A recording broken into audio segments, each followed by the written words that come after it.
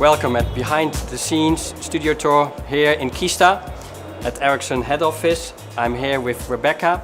I'm Ronald van Loon. I'm director at the data analytics consultancy firm, and I host a number of vlogs, blogs and webinars.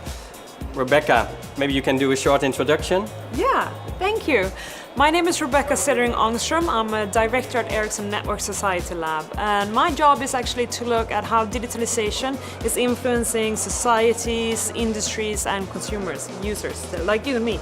And if we talk about how it influences, if we look at digital, if I am at home, I have my TV starts recommending movies. I'm talking to Amazon Echo and it starts executing actions. I'm using my VR and it understands what my feelings are. We're starting doing automated commerce.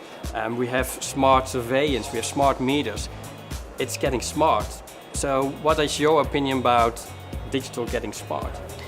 I think this is going to have a huge impact on what we expect from technology. So if we're used to our smartphones or our smart TVs giving us advice, or we have coffee makers who say, today you need an extra strong coffee, we're going to get used to that. And then when we meet technology who might not be smart in the same way, we will start to have a little bit of a weird relationship with that, almost thinking that piece of technology is a little bit dumb.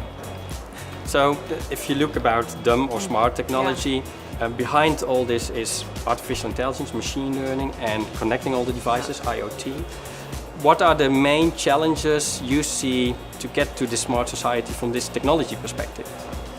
Well, there are many challenges coming with the new technology, especially when you're looking into behaviors and what we expect out of technology. And I think one of the challenges we're going to see is how we interact with artificial intelligence and how that artificial intelligence is going to use data.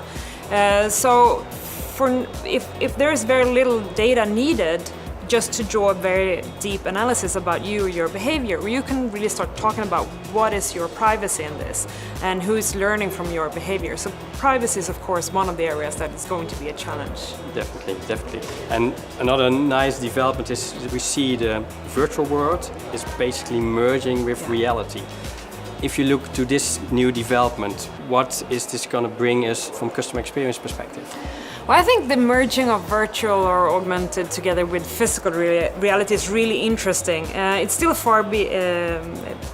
little bit further down the timeline, but if we look back, we have done kind of a similar transition before.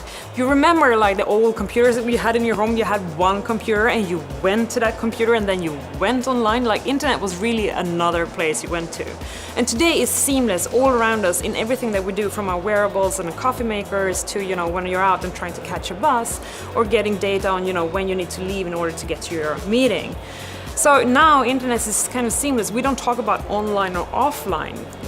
We don't have that kind of distinction anymore because we're already always online. And I think that if we're going to start using virtual reality for more mundane kind of things, you do shopping in virtual reality, you do meetings in virtual reality, it's just going to be another layer on top of reality. Definitely. And you were talking about wearables. Yeah. What you see, what's forecasted in 2020 is that every person on average has 3.4 devices. Yeah. It's connected to 3.4 devices. What's the impact on this, on the experience that people are going to have about this smart society? I would like to go a little bit further. What happens when we start having internables, like devices within your body that is connected? Then it's literally you will have internet internally in your body. I think it's going to change a lot of how we expect to interact with the things around us. But it's going to be exciting to see. And you're working in a lab, which means you can look a little bit into the future. Yeah. What can we expect coming 2-3 years? Wow, what can we not expect? Now, what can we expect? No, I think we're going to see further development in artificial intelligence, and that is the way we'll start to interact with the devices or technology around us much more, with natural speech or with movement and gestures. And we're going to see a lot of also virtual reality and augmented reality, and I really think that augmented reality is something that is going to just grow and grow. But then we also will see, new types of interactions on social media and how that has influenced us in how we interact and expect to behave together with each other. So there is happening a lot on different levels.